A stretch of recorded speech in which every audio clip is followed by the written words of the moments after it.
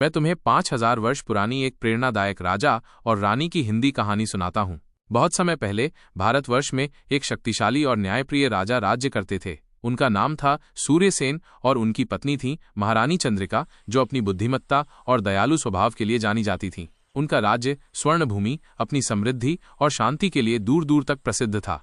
राजा सूर्यसेन एक वीर योद्धा थे, जिन्होंने कई बार अपनी प्रजा को बाहरी आक्रमणों से बचाया था, लेकिन उनकी सबसे बड़ी ताकत उनकी न्यायप्रियता थी।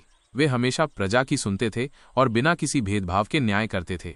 महारानी चंद्रिका हमेशा राजा को सही सलाह देती थीं और गरीबों और जरूरतमंदों की मदद करने में आगे रहती थीं।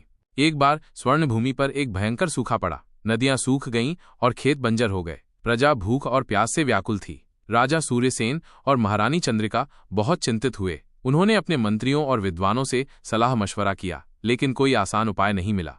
राजा सूर्यसेन ने हार नहीं मानी। उन्होंने स्वयं अपने सैनिकों और प्रजा के साथ मिलकर काम करना शुरू किया। उन्होंने पुरानी बावड़ियों और तालाबों को साफ करवाया और नई नहरें खुदवाने का आदेश दिया। महारानी चंद्रिका ने अपने भंडार खोल दिए और प्रजा के लिए भोजन और पानी का प्रबंध किया।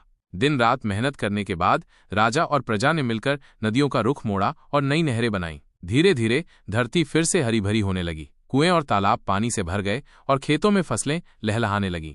इस मुश्किल समय में राजा सूर्यसेन और महारानी चंद्रिका ने अपनी प्रजा को ये सिखाया कि एकता, साहस और परिश्रम से हर मुश्किल को दूर किया जा सकता है। उन्होंने कभी भी उम्मीद नहीं छोड़ी और हमेशा अपनी प्रजा के साथ खड़े रहे।